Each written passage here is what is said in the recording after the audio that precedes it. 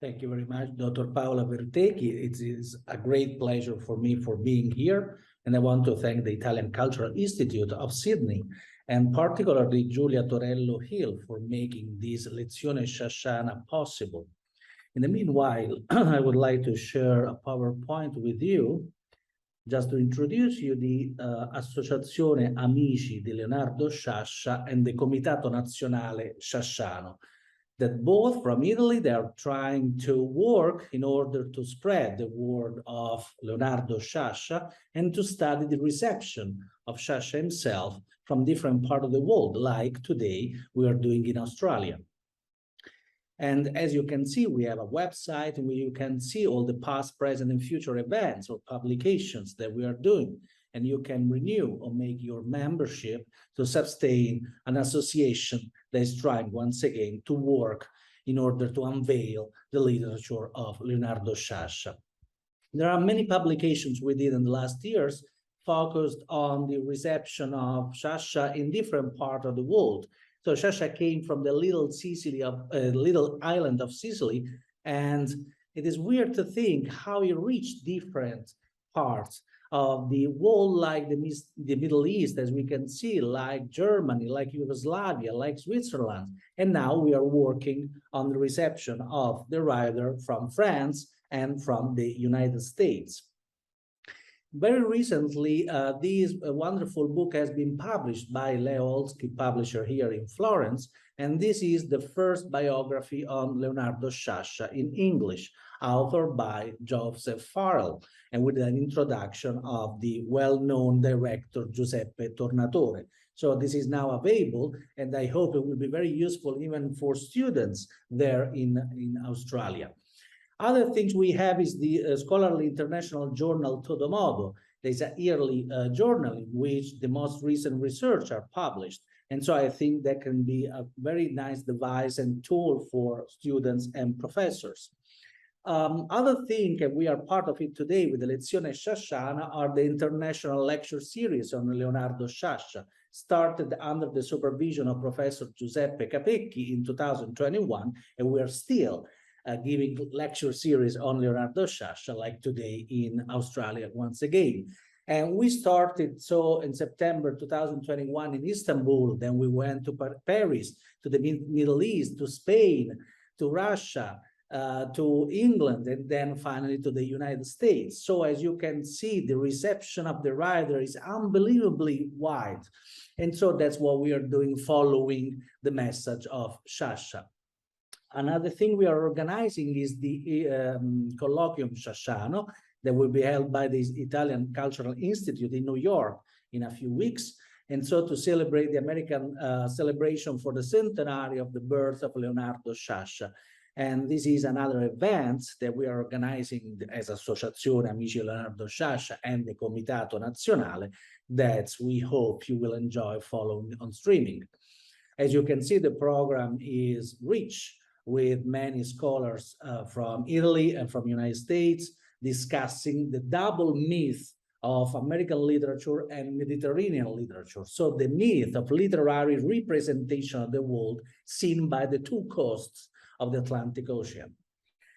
So today we are very happy to have Anna Maria Pagliaro and Barbara Pezzotti, that they will explore Pirandello and De Roberto. So they will see Sciascia through other two excellent Sicilian writers. And so from the little island of Sicily, we are very happy to welcome you all in the big island of Australia. So, welcome everyone, and the only thing that I would like to say, just to spend a few words about Sciascia and how it is known to Australian audiences and how it's taught at universities. There are a number of universities that teach Sciascia as part of courses on crime novels, which usually students find extremely fascinating. Barbara is one of the examples, and of course at Monash there is a long tradition, isn't it, on crime novels that includes also different areas, and I think particularly Stuart King, who used to be one of my colleagues with Anna Maria. Tonight, just to talk about Sciascian studies in Australia, I would like to, in fact, mention that article by Anna Maria published in the 2019 edition of Todo Modo, in which Anna Maria really explored the legacy of Tom O'Neill, who was the professor of Italian studies at the University of Melbourne, and really devoted a lot of his time studying Sciascia in detail from 1985 until unfortunately his premature passing in 2001. So one aspect, and I recommend very much that you go and read this very interesting article, but one aspect that I would like to bring up, and just repeating the words of Anna Maria, is this idea that Tom O'Neill looked in particular at the literary qualities of the Sciascian oeuvre. So he was less interested in the ideology that it really underlines all his novels, to the point of being actually to the point of displeasing some Italian scholars, particularly Massimo Onofri, who, when he came over for a conference organized by O'Neill, taking actually the place of consul who could not be present due to health issues, it was really quite displeased by the fact that he seemed that the ideology and all the problems discussed in the Sciascian novels were completely absent in the presentations at this particular conference. And one aspect that I find very interesting is that O'Neill really looked at the this idea of insularity, and so how literal insularity can become literary universality. So he really thought that it is precisely through a very extensive and impressive reading that Sciascia really achieved a very high level of literature that makes his work still worth reading to these days. So in O'Neill's mind, perhaps some of the problems that are discussed by Sciascia may at some point become out of fashion, but his contribution as a literary scholar, as a literary author, will still survive for generations to come. And so I very much like this idea that, of course, resonates very much with the Australians as well, as O'Neill precisely refers to the tyranny of distance, of course, reward in the words of a very famous work by Geoffrey Blaney, The Tyranny of Distance, How Distance Shaped Australian History. Without any further ado, I'm very happy to be able to introduce my, two very distinguished guests and lovely colleagues as well. And in particular, with Anna Maria, when I started my career at Monash, I was very, very fortunate to have such a generous colleague by my side. Well, first of all, I would like to introduce you to Dr. Barbara Pizzotti. And those of you who are interested, in fact, in crime fiction, cannot disregard Barbara's work. She's an absolute expert who has written really extensively. And also, for those of you who like to watch some of or listen to some of the podcasts on SBS, I very much recommend the Città in Giallo, am I right? So this was a very interesting serial podcast that Barbara recorded in 2019, and that we use in class as a very, very interesting resource for our students, because they are absolutely brilliant, and they're just divided by city, of course, or region. There is one on Sicily as well. Barbara has worked on 20th and 21st century writing, cultural representations of space, and reinterpretation of history in literature and film. And among their works, I would like to remember investigating Italy's past through crime fiction, films and TV series. And then, of course, what Valeria already mentioned, Murder in the Age of Chaos, published in 2016. Without any further ado, I would like to please to ask Barbara to come and present her.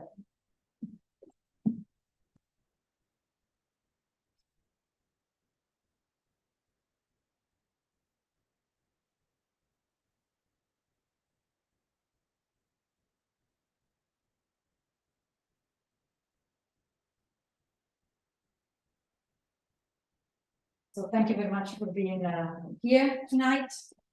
The weather is not particularly nice. I know there are public transport disruptions. We came from Melbourne. It was an odyssey, so I'm really glad that we are all here sharing the same room and talking about Sciascia. I would like to thank Paola for the kind invitation, and of course you, because you have been, Julia, you have been the heart and soul of this Lezione Sciasciana, and thank you also to Valerio for organizing it at an international level. Okay, I'm starting now. Leonardo Sciascia, known as the Maestro di Raccamuto, can be considered one of the first and the most important Sicilian writers who tackled the problem of the mafia. Previously, writers such as Giovanni Verga, Luigi Capuana, and Federico De Roberto, and Pirandello himself, had ignored or played down the phenomenon, as they intended to focus on the clash of culture between Sicily and the rest of Italy, about the clash of culture between the North and the South, following a troubled unification of the country. As Joseph Sparrow argued, there you go, you cannot really talk about Sciascia without mentioning Sparrow to some extent. These authors lived and worked in a situation where it was difficult for Sicilians, and I'm quoting here, to sustain a thorough and consistent anti-mafia stance without appearing to reject their own roots, and to seek emancipation from organized crime without, as Peter and Jane Schneider argue, embracing the almost racialized categorization of Sicilians that permeates the national discourse on the summer. Sciascia underlined what he believed to be a paradox in Sicilian literature, which was, on the one hand, committed to communicating reality, and on the other, to observing a sort of omertà, or code of silence, about the subject of the mafia. In other words, Sciascia found it inexcusable that in an island that gave birth to so many exponents of verismo, the literary French that is equivalent to the English realism and French naturalism, nobody had tackled such a serious issue. A master of Italian crime fiction, he initiated the cultural discourse on the mafia with Il giorno della civetta, the day of the owl, to each his own, and contesto, translated as danger and todo modo, followed. In all Sciascia's detective stories, the initial order broken by a crime is never quite reinstated. So normally the convention of crime fiction is that you have a crime, it breaks the law, it breaks the order, and at the end, after the investigation of the detective, justice is given, and you have again order. But in Sciascia's novels, and this is really originality, this order cannot be reinstated for the simple reason that this order did not exist in the first place. In a situation of chaos where the code of silence and political collusion prevent the investigator from delivering justice, Sciascia's novels are particularly interesting also because traditional, and I'm quoting from Farrell again, union of investigator and society in the face of the crime is replaced by a union of society and the criminal who are together, and they are linked by their hostility to the intrusive investigator. Who, for example, in The Day of the Owl is also a man coming from the north of Italy. For the first time in Italian literature, Sciascia's works described with really great details the depraved mechanism of the mafia, laying bare the network of political and social connivance, thanks to which the organization was able to survive and flourish in Sicily, but in Italy also. Subsequent detective fiction writers took note of his books, studied him, and continued in the tradition of realism and impegno, political commitment, traced by Sciascia. So, among Sicilian writers, Luigi Pirandello was also very influential, and many others were inspired by and engaged in a figurative dialogue with him. Sciascia published several essays on Pirandello, and in a famous interview with French journalist Marcel Padovani, stated that just as William Faulkner was considered the author who introduced Greek tragedy into the detective novel, he wanted to be remembered as the writer who introduced Pirandellian drama into crime fiction. So tonight, I would like to talk about Pirandello's influence on Sciascia's crime fiction, both in terms of tragedy and drama, but also in terms of humor. Mino Borsellino stated that Sicilians share a typical sense of humor that, similar to the Yiddish sense of humor, constitutes a powerful weapon of knowledge and survival. And using the term humor, however, is like walking in a minefield, as its definition has been the object of numerous philosophical, aesthetic, and anthropological interpretations. What's humor? What makes people laugh? It has often raised heated debates and offered definitions that are not exhaustive, such an elusive subject. One of the most fascinating definitions of humor was given by Pirandello. So in L'Umorismo, 908, translated as On Humor, Pirandello argues that the humorist does not write to make us laugh, as this is the realm of the comic, who perceives something opposite to the norm. The humorist transcends this perception, and through what Pirandello calls reflection, internalizes the opposition of reality and appearances as something that ultimately translates the anguish of life. Pirandello describes the passage from comedy to humor with a famous example of an old lady made up a dress like a young girl. The incongruous appearance makes the elderly woman appear comical, on the traditional principle that incongruity and self-delusion are funny. But if the viewer identifies with her, they start thinking that she may do it for the fear of losing a younger husband, for example. So while acknowledging that it is impossible to utterly know her motives, laughter turns into pity. Through reflection, one arrives at the conclusion that the same elements are not truly comical, but may hide the very opposite, a tragic truth. So in other words, humor is an existential experience where one does not feel superior to the old lady, but sympathizes and identifies with her. One can say that Pirandello's humorist does not laugh at the woman, but laugh with her, to some extent, feeling a deep empathy with her uneasiness and unhappiness. The humorist's laughter, however, freezes on their lips as soon as they sense the tragic truth behind the woman's behavior, and turns into a punch in the stomach, a deep ache in their heart. So Pirandello's plays arouse this kind of humor in the audience with stories where words are reliable, reality is at the same time true and false, and characters show different personalities according to the situation in which they live and they are involved, and where ultimately truth is impossible to grasp. Joanna Jackson argues that in Sciascia to each his own, there is a pattern that follows Pirandellian progression from comedy to tragedy, with the initial scherzo or joke or prank that turns into a tragic joke.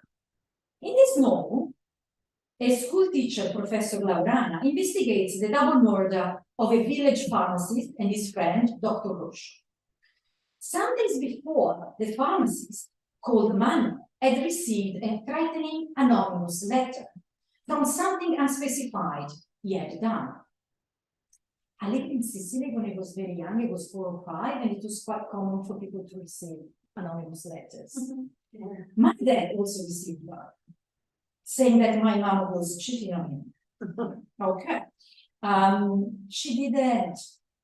She was innocent. Okay, she was always with us. She couldn't possibly have done anything wrong. But okay, it was really a surreal experience for mom and dad.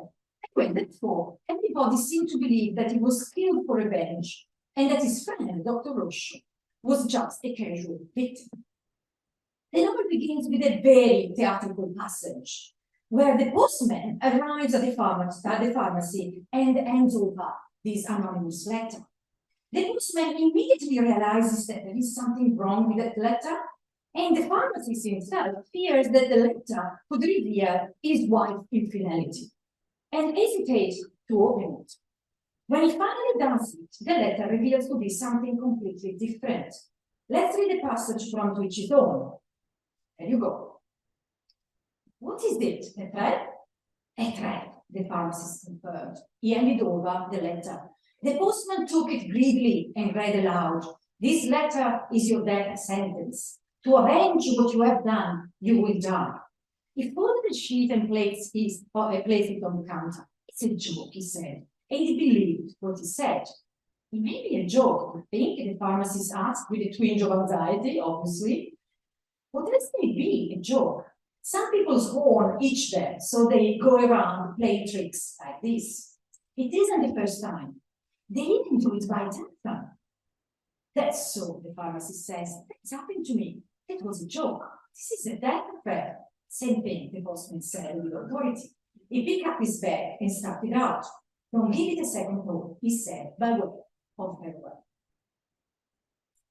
Okay, so this scene is particularly interesting as it plays on a famous cliché about Sicilians, the machismo and obsessive fear of being cheated on by their ones. The pharmacist is relieved when the letter is not revealing his wife's infidelity, but is worried about the threat, even though the postman is sure that it is a joke. Later on, other local people come to the pharmacy, they are all shown the letter, and everybody thinks it is a joke. In the first few pages of the novel, the word and the idea of the joke, the prank, the scherzo are repeated so frequently to become almost obsessive.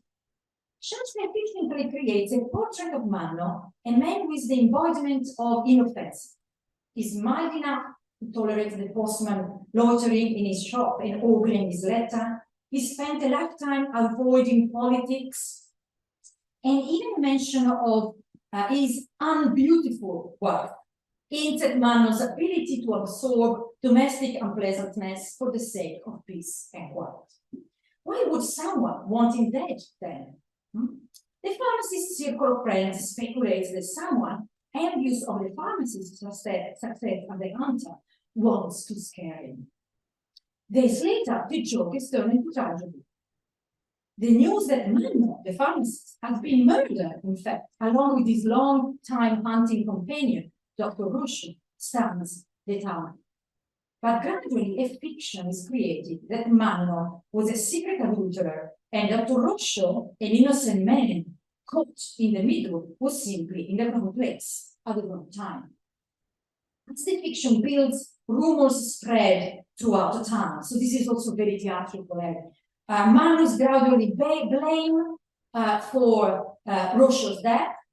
Judgment is silently passed, and everybody agrees that Manno received an anonymous letter because he deserved it, and he deserved to die.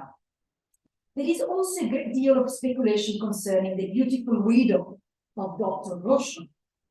What is she going to do now that her husband is dead?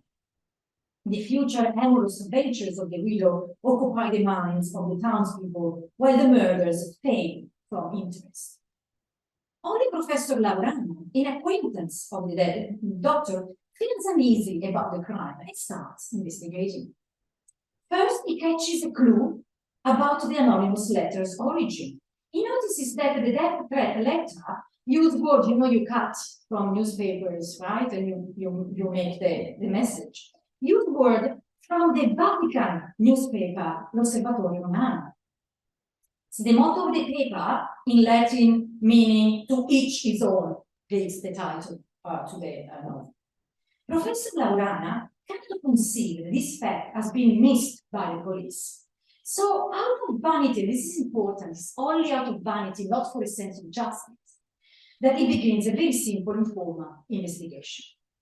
As Laurana, a naive middle-aged school teacher who still lives with his mom, methodically begins to untangle a web of erotic intrigue and political calculation, the solution seems to be right in front of his nose. And as readers, we know, okay? It is interesting because he seems to not want that solution. And so he continues with his clumsy sleuthing until it's killed in an ambush without revealing what he knows. In the last chapter, which takes place 1 year after the murders, the engagement of Dr. Roscio's widow and her cousin Rosello, a mafioso, and the secretary of the local Christian Democrat Party and the reader of L'Osservatore Romano, by the way, of the newspaper, is announced.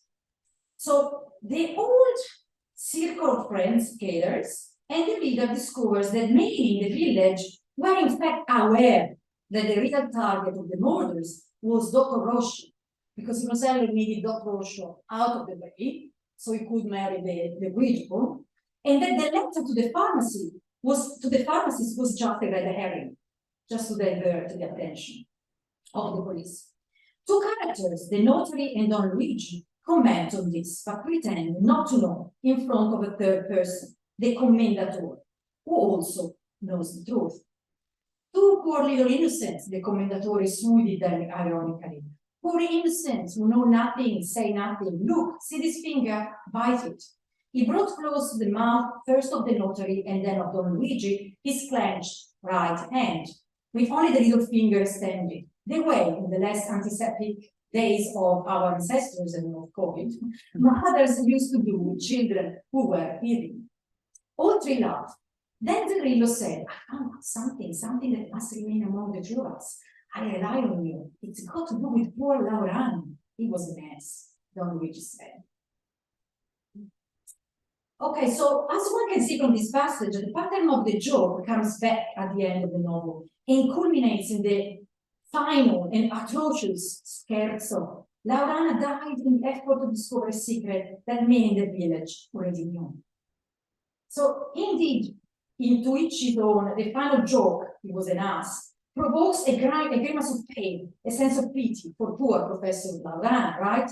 An innocent lamb in a pack of wolves, just as the old woman dressed like a girl arouses pity and compassion in the Pirandello's famous example.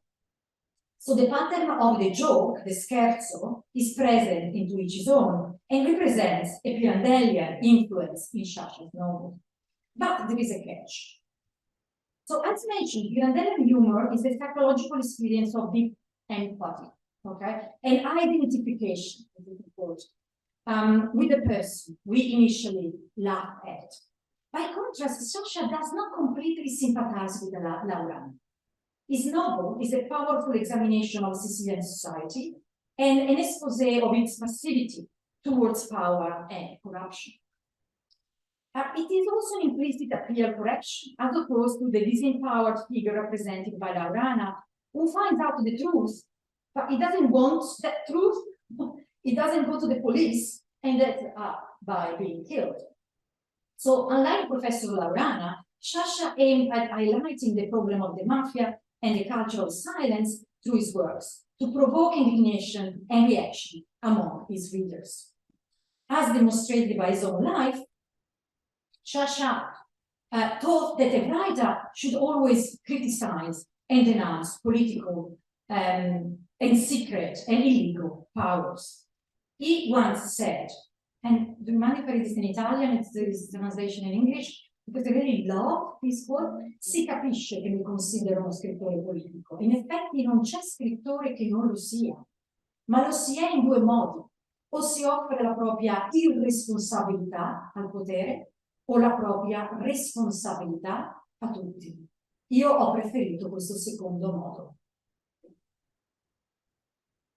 So this ideal role of the writer contrasts with the figure of inept Laurana, who, let's not forget, investigates out of curiosity, not out of for justice. And Laurana symbolizes in Sciascia's intentions the behavior of many Italian intellectuals of his times who lived in an ivory tower and refused to deal with social problems.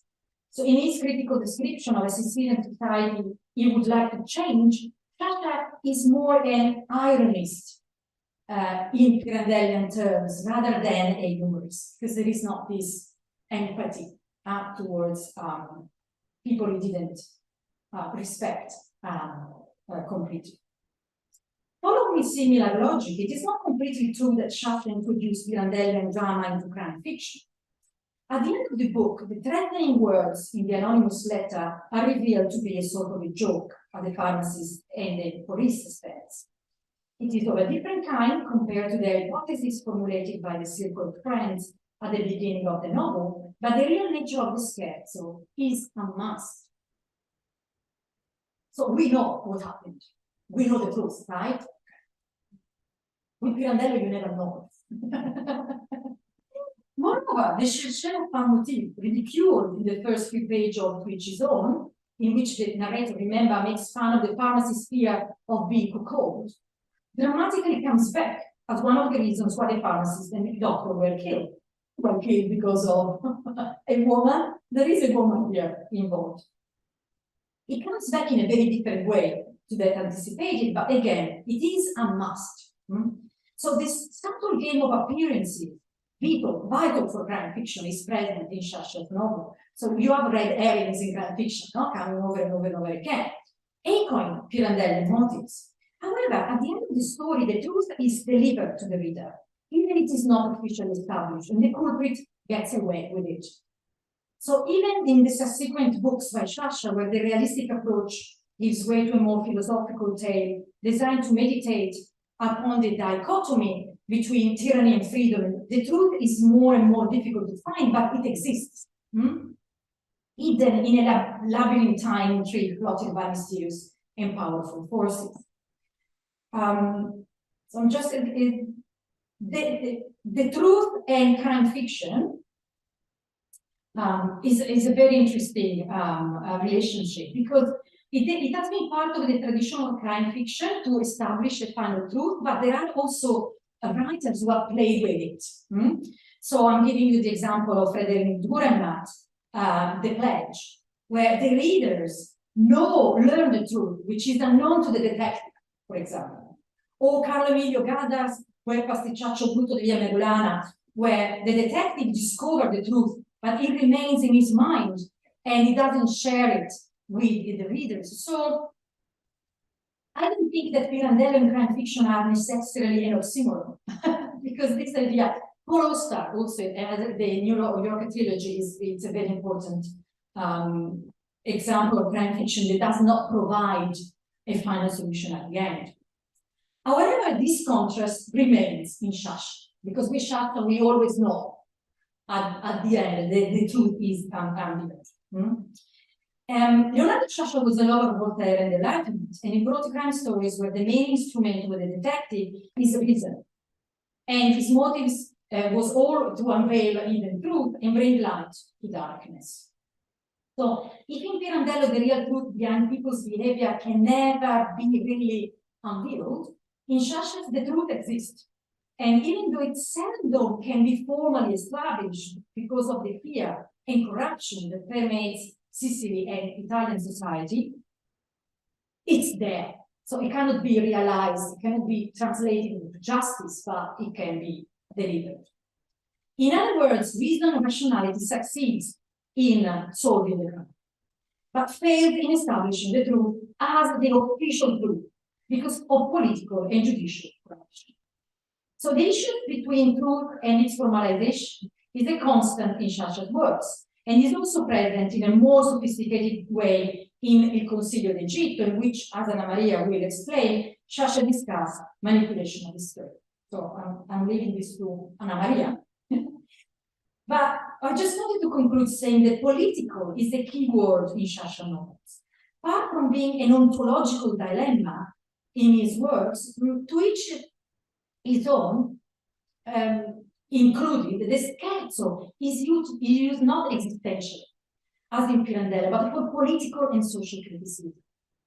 So in conclusion, in giving a political spin to the idea of the scherzo, the prank, a political spin to humor, and providing a final truth at the end of the story, Sciascia may not have brought Pirandellian drama and humor to crime fiction, but it definitely elaborated Pirandellian motives in an original way. We're talking about giants. When a giant imitates another giant, he doesn't just imitate, he elaborates, he makes things his own, right, or her own.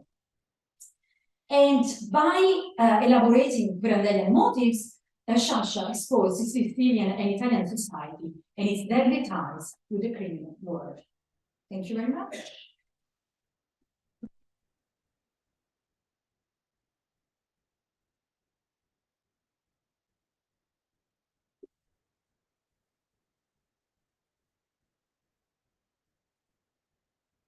Grazie mille, Barbara. I should say that your presentation in itself was a little bit like a crime novel. We felt really engaged and entertained and actually follow your presentation. So we very much look forward to questions at the end. But now I would like to introduce our second speaker. Let's see if I can,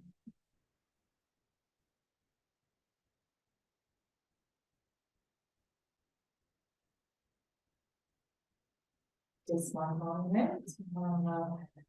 Looking for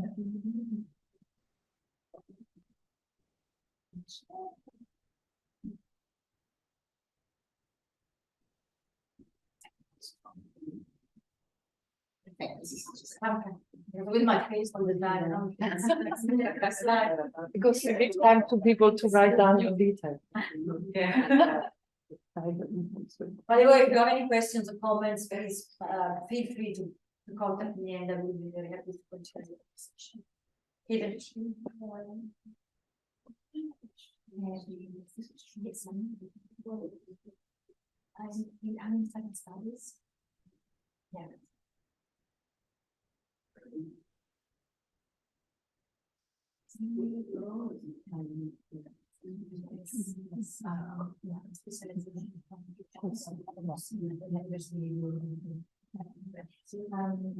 So thank you very much for your patience.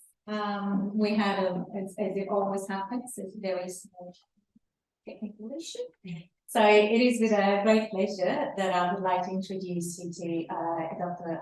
Anna Maria Pandaro, who's a senior researcher at Monash University. Anna Maria has written really extensively on the, especially on the novella verista, on legge capuana. She also wrote a whole book on Federico de Roberto, so she's certainly the most qualified person to talk about the Vicere, as she will this evening. Anna Maria is also very active as an editor, as part of the academic board of Spunti e Ricerche, which incidentally just published very recently, am I right, an issue on Dante with a lot of very interesting contributions, so a little bit of publicity. And today she will be talking about Leonardo Sciascia and Federico de Roberto on the narrativity of history. Prego, Anna Maria.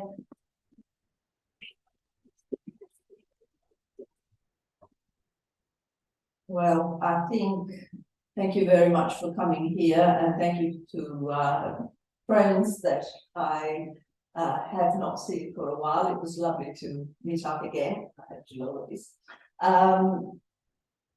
I think the sentimento del contrario Pirandello's humor perhaps appears much more dramatically in when he talks about history. The truth is a little bit more elusive there. Okay, so many critics noted how the problematics of history are a central concern in Leonardo Sciascia's works. In the interview, Sicily as Metaphor, mentioned by Barbara, he claims, my books are none other than a series of historical and personal disappointments, present and past, these seen from the perspective of the present and vice versa. Part of the historical disappointments are represented through his textualization of the Enlightenment and the Risorgimento. In various contexts, Sciascia refers to these two historical moments as a missed opportunity for the emancipation of Sicily. He describes Sicily and its people as subjected through history to a series of invasions. In the same interview, he asks, is it their fault if Sicilians have never decided for themselves if others have always acted in their stead and place, Roman, Byzantines, and Piedmontese, that's Italians? He goes on to say that in Sicily we have always been invaded and defrauded by our conquerors. A crucial and damaging fraud was that, and I quote, Italian unification, he tells us, has been possible thanks to this silent agreement. The South had to remain agricultural, provider of labor, while only the North had the right to produce wealth through industry. In light of these comments, it is not hard to understand how, when the international bestseller, The Leopard by Tomasi di Lampedusa, was published, depicting the period when Garibaldi and his troops landed in Sicily to the formation of the Italian nation, as a fatalistic and nostalgic portrayal of the demise of Sicilian aristocracy, Sciascia, along with many Marxist literary critics at the time, expressed strong reservations. In his essay Il Gattopardo,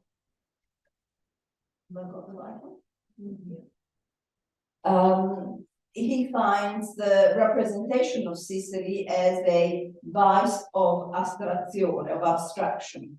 He focuses on the point of view in the novel. He claims it is a novel written by a great lord, conditioned by heraldic suggestions. I've picked them.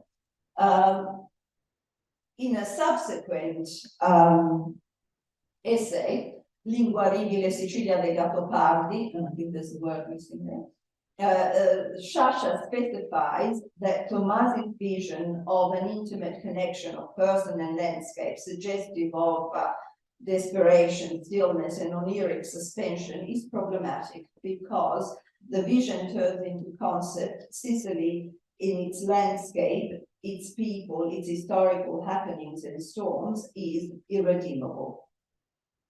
He argues that Tomasi, with this vision, delivers the aristocratic class from its own responsibility and historical faults. As a contrast, he praises Federico de Roberto's The Viceroys, as a novel, he said, in which Sicilian aristocracy was charged with responsibilities and historical wrongs. Sciascia saw in I Viceré an affinity with his own anguished sense of historical disappointment. In his essay, Why Croce Was Wrong, Sciascia takes issue with Benedetto Croce's critical appraisal of the Viceroys shortly after its publication. It was a negative assessment which weighed on the critical fortune of this novel at least till the 1990s.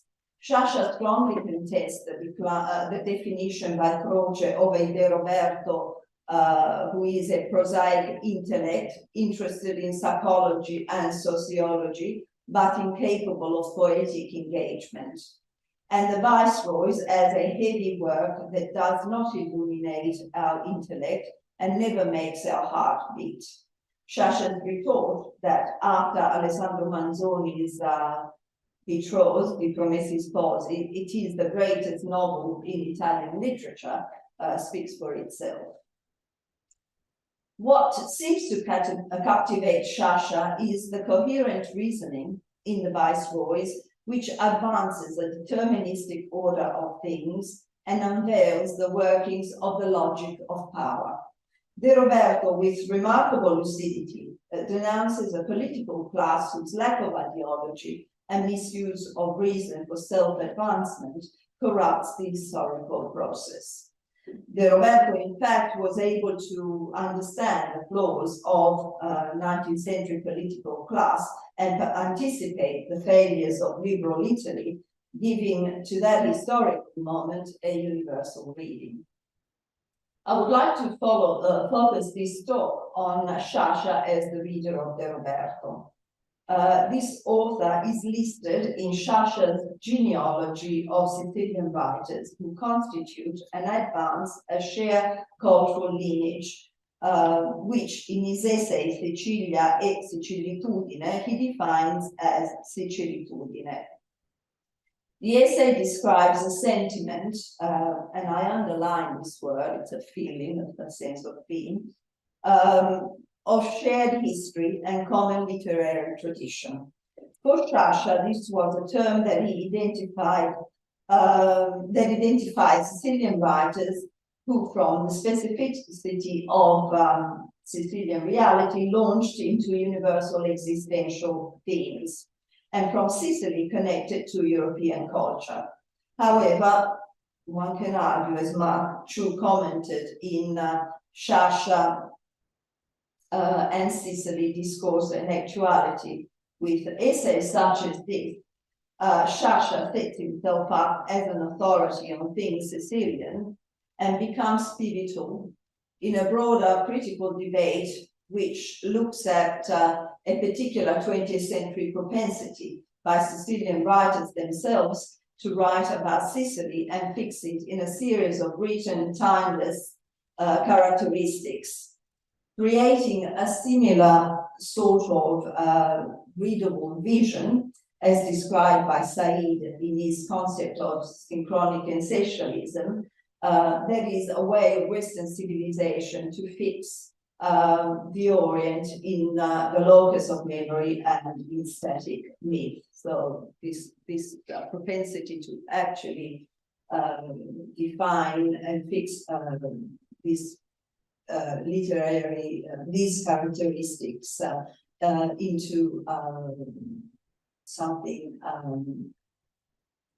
which is readable, but it's also reductive, is what Sciascia actually plays with and what this debate is all about. However, one has to tread very carefully on this relationship of Sciascia with the Sicilian tradition. It is a complex one, and one with Sciascia voices in a very ambivalent way. In any case, he found the category of Sicilian writer limiting and considered himself above all an Italian writer. As he says, an Italian writer who understands who understands well Sicilian reality and who continues to be convinced that Sicily offers the representation of many problems and contradictions, not only Italian but also European, to such an extent that it could be regarded as a metaphor of our contemporary world. And then he says, I believe that the writer is a person who lives, vive, truth and makes it come alive. Through his reflection on history and on the process of history making, Sciascia articulates the many facets of his journey in search for truth. The Viceroys is one of such texts, which unveils history under the light of imposture, fraud, the imposture of which I will be speaking in regards to Sciascia's novel, The Council of Egypt.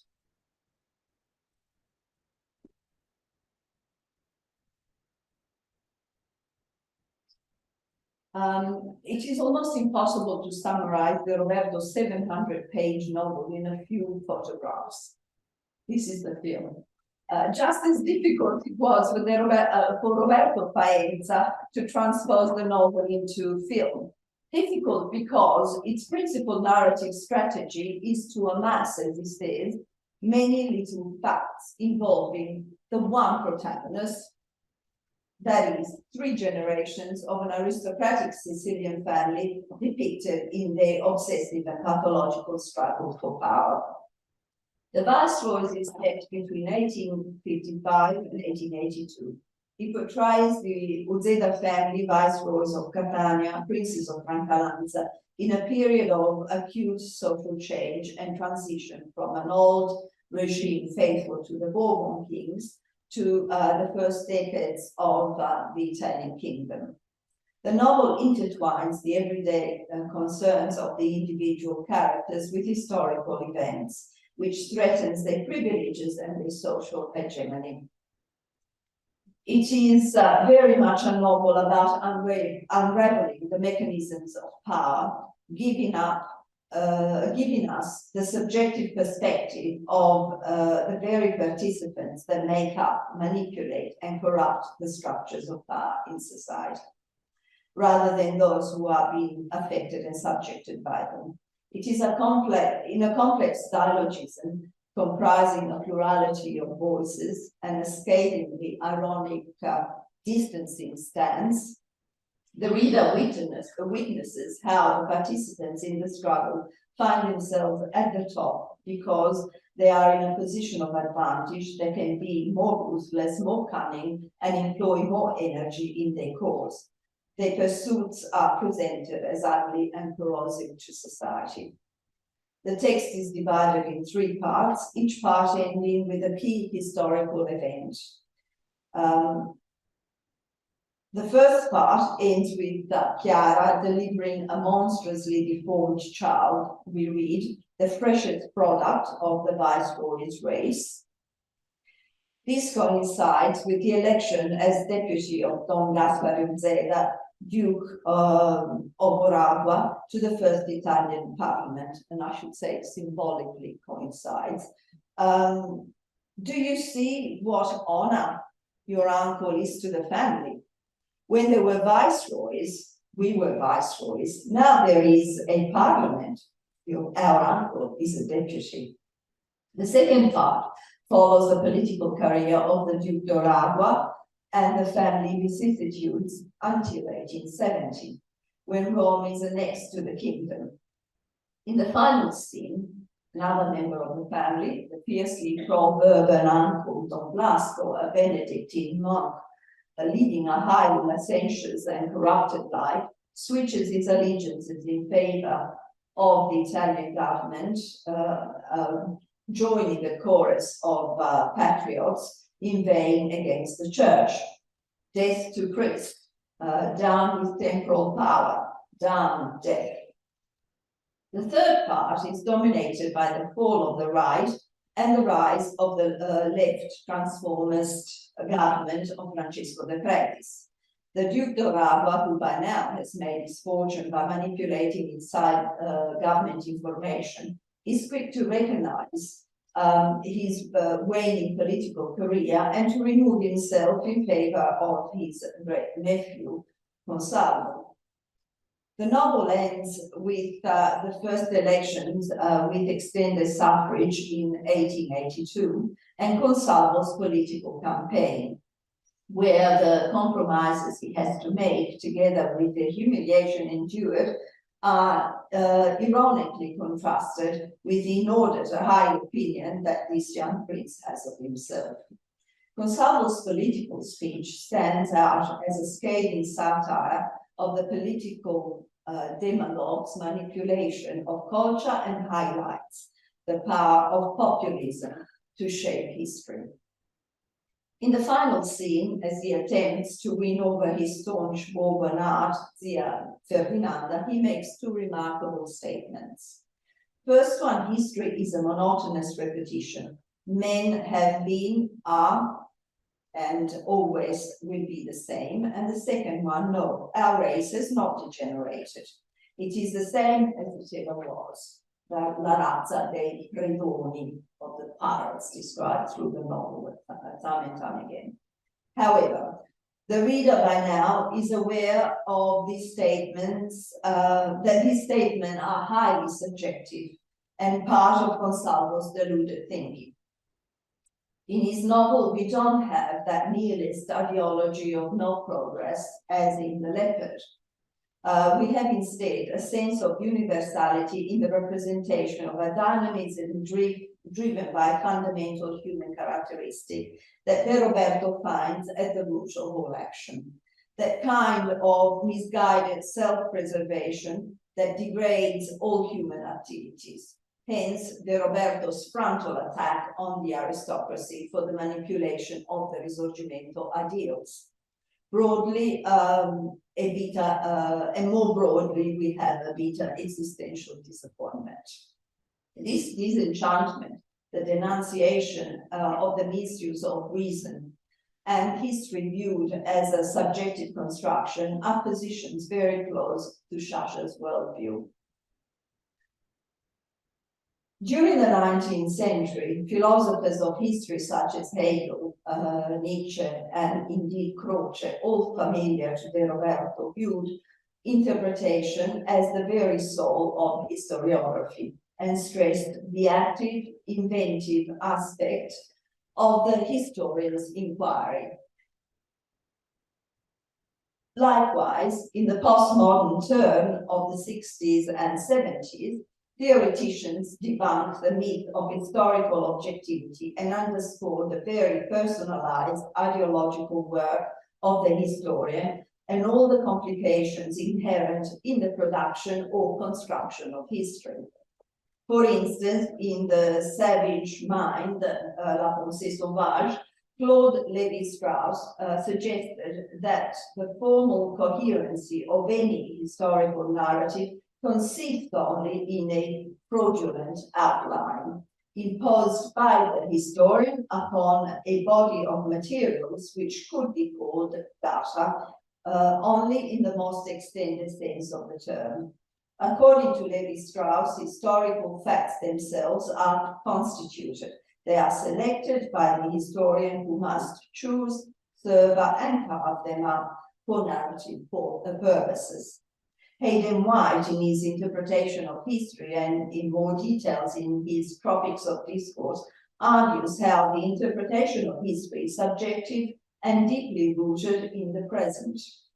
He describes the many ways historical events can be plotted, this is his term, into a historical narrative. In order to avoid relativist chaos, he insists on identifying patterns in history writing, romance, comedy, tragedy, and satire. However, in closely associating the process of literary narrative construction with that of writing history, White elucidates the subjective nature of historical narrative, which, like the writing of literature, he considers a fiction-making operation. As we will see, Sciascia, in his historical novel, The Council of Egypt, and not only, demonstrates a very complex understanding of historiographical discourse. The novel is set during the Enlightenment in the 18th century Palermo and revolves around a historical imposture constructed by Don Giuseppe Vella, a sort of fraudulent deception which turns out to be very close to the truth. The protagonists are two: the abbot Giuseppe Vella, who forges two codices purporting to be quote, precious memorials of the history of Sicily and their translation into the common tongue, thus bringing light and knowledge to where once there had been only darkness and doubt. The San Martino Codex is meant to contain a unique account of the Arabs' conquest of Sicily, and the other codex given to him by the Moroccan ambassador, allegedly containing officially documents of a treaty which the Sultan of Egypt and the Norman kings who founded the kingdom, are described. The other protagonist is the aristocratic young lawyer, the Jacobean supporter, Francesco Paolo di Blasi, sentenced to death for revolutionary activities. Both, although antithetical figures, highlight each other's functional significance in the text. Vella unravels the meta-discourse that I've been trying to describe about historiography, on the tension between facts and invention in the fabulation of history. And Di Blasi embodies the problematics of truth, justice, and the power of reason. They operate against a backdrop of a self-indulgent, gossipy, and shallow aristocratic class, who nonetheless very cunningly protects their own privileges and manipulates power at the highest level to ensure the continuation of their hegemony. Like the Viceroys, this novel is divided in three parts. Part one begins in 1782 with the arrival of the Moroccan ambassador shipwrecked on the coast of Sicily. Vella is asked to translate for the diplomat and to entertain him. This is the pretext the author uses to place Vella among the aristocracy of Palermo. At this stage, he is just a lowly Maltese chaplain, the only speaker of Arabic in town, lover of gambling, and interpreter of poor people's dreams. Having tasted luxury, Vella seizes the opportunity of the ambassador's visit to mistranslate and declare that what was in fact an ordinary life of the prophet of Mohammed is instead a rare document of Sicilian history. Monsignor Airoldi thus engages him to undertake the translation of this Arabic codex. In this first part, Sciascia depicts a fairly accurate historical account of the 5-year rule from 1781 to 86 of the enlightened and reformist Viceroy Caracciolo, who, as Maximus tells us, was posted in Palermo to assess the tyranny of the great proprietors, improve poverty in Sicily, and get the aristocratic class to pay more taxes. The political atmosphere seems right for Vella's imposture to be welcomed and accepted as truth. And I quote, Caracciolo was endeavoring to destroy a whole complex of tenets that Sicilian civilization had elaborated with much ingenuity and skill over the centuries to defend barons' privileges. A juxtaposition of historical facts artfully isolated, defined, interpreted. This is history. Now, in the eyes of a reforming viceroy and a greedy monarch, the massive body of legal opinions was coming to assume the aspect of an imposture. Don Giuseppe, who understood a thing or two about imposture, was beginning to understand the working of this one. It would not take much to reverse the terms. His codex would establish the fact that everything belongs to the crown and nothing to the barons. From here on, the text focuses on bribes, flattery, disputations of the barons who live in fear that Vella's codex would invalidate some of their holdings. The novel offers various meta-historical references, the interpretation or willful suppression of documents, a historical vision of baronial rule, unrepresented humanity in history. For example, as you see there, Vella, defending his fraudulent historical construction to his helper, makes claims remarkably reminiscent of Levi-Strauss. That the work of the historian is all deception, all fraud. There was more merit in inventing history than in tracing it from old maps and tablets. History does not exist. History, what about my father? And the rumbling of their bellies, the voices of their hunger. Do you believe this will be heard in history? that there will be historians with an ear keen to hear them. Quite rightly, Tom O'Neill, my maestro, my supervisor for my PhD, and we had interesting conversation between the viceroys and the leopard, and he was really torn between two lovers. I wasn't. And so Tom O'Neill notes that what is perhaps more strikingly modern in this novel is the recognition that it is writing that invents history. At the end of part one, Caracciolo leaves Palermo and Di Blasi contemplates the precariousness of his social reforms and foresees that little will remain of his work in the immediate time.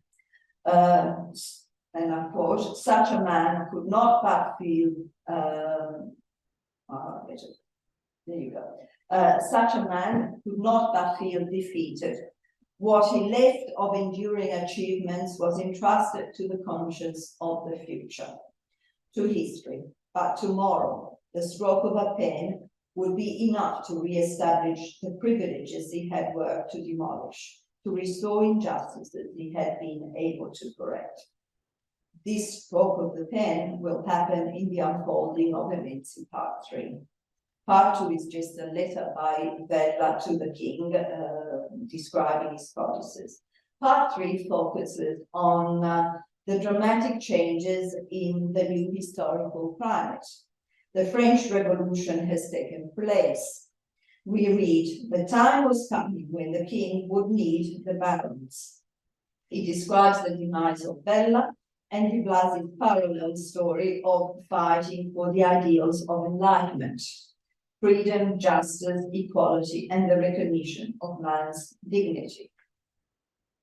His Excellency Abbot Vella of San Pancrazio, now out of favor, is in the new political climate, is pursued by an expert historian, Hager, and the new Viceroy Lopez, who replaces Caracciolo, and who is, we quote, narrow-minded and ferocious. Both are charged by the king to check on the authenticity of the codices. However, Vella is not defeated by the police, nor by the expert historian. He is simply set to death, semplicemente stupro, and confesses his fraud. Di Blasi, on the other hand, who from the outset had harbored suspicions about the authenticity of the codices, grows to actually understand and accept Vella's fraud. He states, Abbot Vella had not committed a crime, reversing the terms, he had produced a parody of a crime, of the crime that we in Sicily have been committing for centuries. And in the end, before being decapitated for his revolutionary activities, he declares Vella's enterprise allegra, zestful, and utile, useful, admiring his imagination. In the last chapter, the author links the two protagonists together. Both had tried to improve their society and both failed. As he is being executed, Di Blasi sees Hager and expresses his skepticism about what history will record. He will write in his diary about my beheading, but he will not write one word about the reasons why they are beheading him. Vella's imposture is presented as a remarkable act of imagination, literature over history, and contains Sciascia's disenchantment and pessimism. Vella, in the end, negates the existence of a higher truth and acknowledges instead the nightmarish reality of corruption, torture, elimination of those with some form of idea for the betterment of society as the only truth and reality that we have. He was struck with dismay at the sudden idea that the world of truth might be here and now, in the world of the living men, of history, of books. The Viceroy and the Council of Egypt are both novels of denunciation, of historical legitimation of the abuse of justice and power. They are about bringing truth to the fore. Through history, the reader is taken in a universal reflection on human nature, on agency, and on abuse of social structures. But most of all, to consider the processes of interpreting history itself. Rather than a historical past as an isolated epoch, one derives from these novels the perspective of what the past can say about the present and about our humanity. Both novels immerse the reader into the specificity of Sicilian history, to then leave us with a profoundly pessimistic vision and sense of dismay, that sort of literary sicilitudine of which Sciascia spoke, of living the truth and searching for it.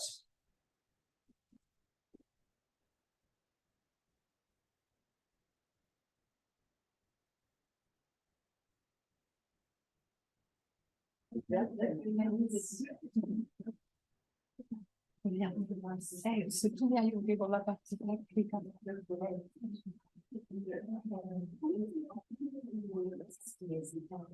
So now we have just a little bit of time for a short Q&A session, maybe about 5-10 minutes.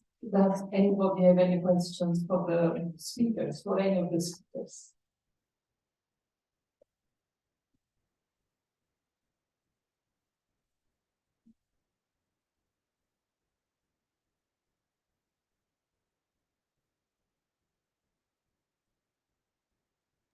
Okay, may I?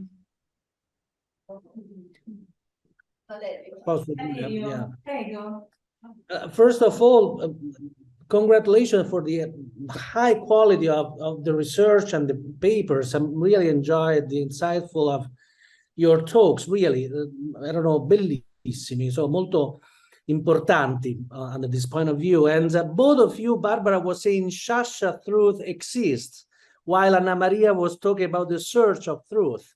And we totally agree that truth is the base of literature, and literature is trying to analyze and replicate and, how can we say, or represent truth in a way. So since Barbara and De Roberto and so Anna Maria start from Verga, right? So I'm wondering, and it's an open question, obviously, and I think it's a thought that we have to think day by day, but the legacy of Verga, since you, Barbara, analyzed so well the realism of Pirandello in a way, but I'm wondering how Verga and so the verismo and so the real truth in this case can be a starting point, as it was for De Roberto, for sure.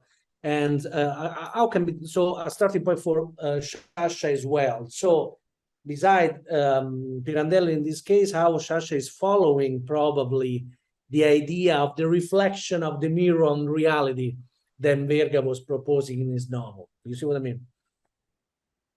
Yes, I absolutely agree with you are saying. He felt that it was one of his legacies. And what I like about these Sicilian writers, in spite of Sciascia, and rightly saying, not Sicilian, I'm an Italian writer, and I am a writer, there is a constant dialogue among different writers in different ages and time. And it looks like they cannot prescindere l'uno dall'altro. Sorry, I cannot find the translation in English. They cannot do without each other to some extent. And definitely for Sciascia, the representation of reality is an ethical pursuit. So not hiding anything that can be even uncomfortable, but it needs to be addressed. So while other writers were concentrating, and rightly so, because it was a very important issue on the dichotomy between North and South, and for example, talking about the mafia could be seen as a betrayal of Sicilian and Sicilian culture. Sciascia couldn't not take this very important issue in Sicily. So in this area, of realism and realism in this sense. I don't know if you agree, Maria, if you are. Yeah, thank you. I mean, it's rather interesting because I actually would be coming back to no, I'm not actually going to Macquarie to talk about Verga and Rosso Malpelo. And so I think it's a very complex question, and I think there is a sort of Marxist criticism that has actually put a cap on what Verga and what Capuana and what De Roberto did.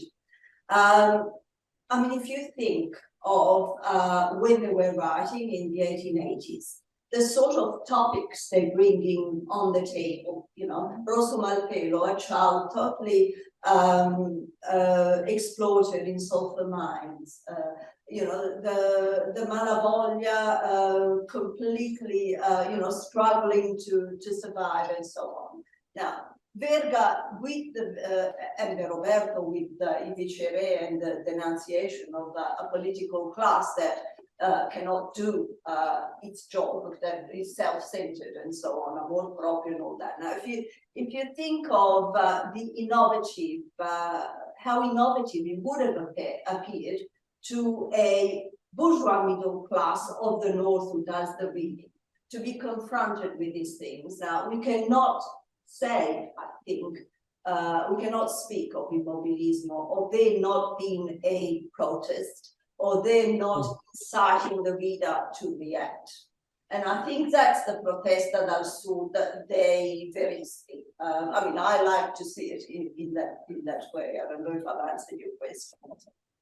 Absolutely, I mean, you do. All the innovative aspect about these writers, you know, attacking language, you know, the rhetorical, flowery language, and, you know, coming out with a language which was so close to the earth, to the untaught people, and so on. I think there is an element of protest which ought to be denounced little by little. That I think so thank you very much, both of you. But to conclude, so you think that the present of Brigantaggio, for example, L'amante di Gramigna by Verga, could be the seed of the denouncing mafia as Sciascia do? You see what I mean? Yeah, I think that well, you've got to think that at the time it was, you know, you have to make a distinction of what was the modus operandi at the time and what they knew.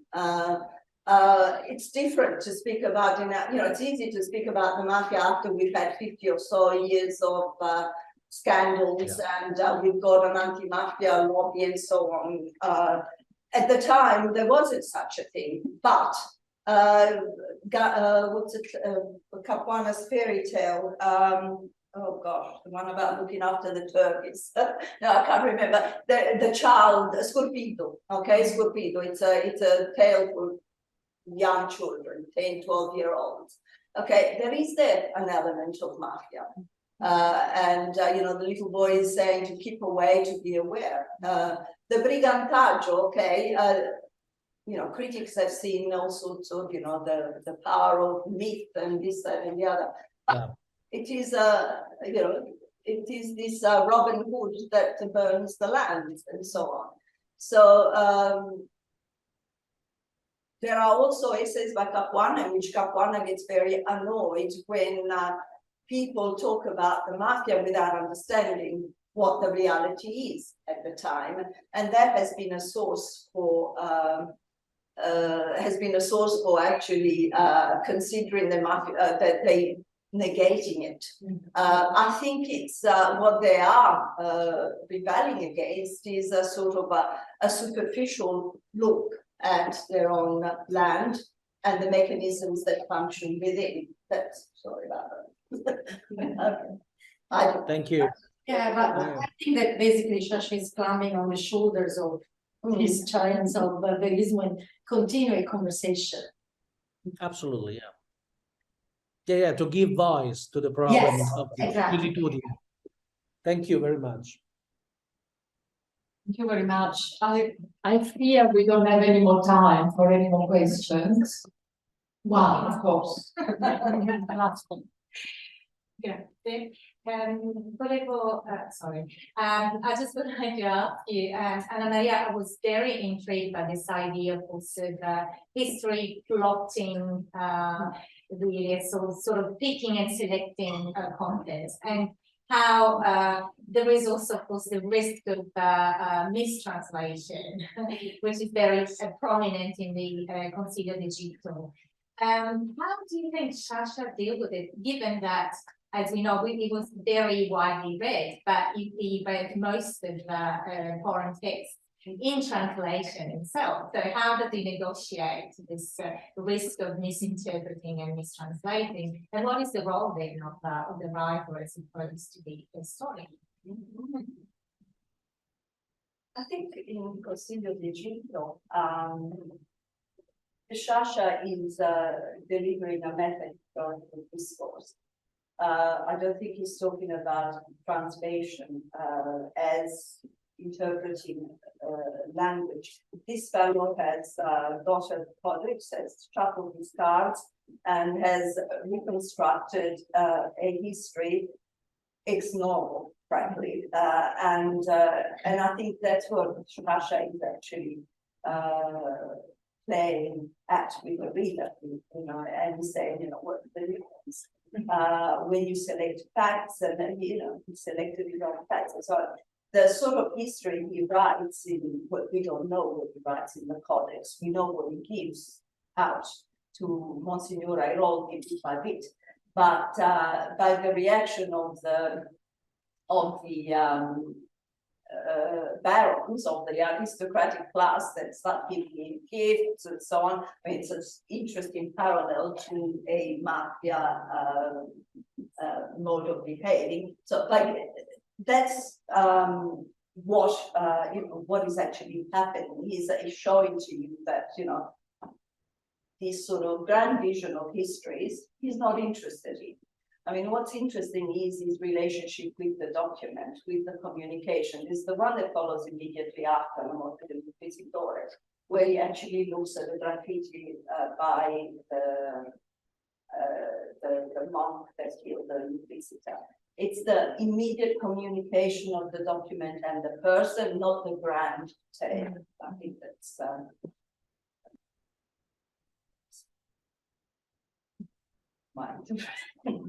my reading of Well, I was thinking about there is a way of seeing crime fiction and the work of the detective as the work of a historian, because the detective is going back to the past of the victim, and tries to make sense of different clues and to understand and interpret the past and give an interpretation of it.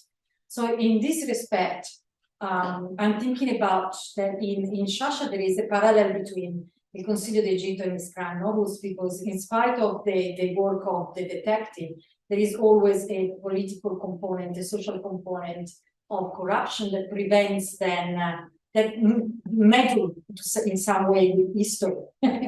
And the official truth or the official history is always something different from what really happened. So in fact, there is a parallel between the two things that I've never reflected about. So we should write something together, Anna Maria, about it. I think it's in that interview that we both spoke. Yes. He says that you know, the detective, he looks at history like a detective as it does in the. Yeah, it's a Ginsburg in particular that it talks about this parallel between the detective and the historian. So there is definitely a parallel between the Consiglio d'Egitto, not as much as history in itself, but how it is manipulated. So the story of it is manipulated. I think there is a pressing final question there. Yeah, actually, sorry, it has to be hard on everybody. No, it's not a problem. I project. Actually, I had three questions. One, regarding exactly, can the two characters of Bella and Laurana be compared? Yeah, it was, yeah. Because I tell you my reflection was that exactly the last sentence of the novel, he's an ass. And the way that, il Consiglio d'Egitto, it was the abate, the way he reacts, it makes me think exactly that, the stucco and so on. So a bit, not naive, but naive about what is actually happening around them. And so on. So the first question. And the last, Okay, yes, there is something definitely there. But I think we can continue the conversation over wine. Yeah. It's really long because we have to close the office. I kind of close the doors. Or anyway, thanks a lot for an amazing evening, very inspiring, very full of content. I'm going to look at the novel.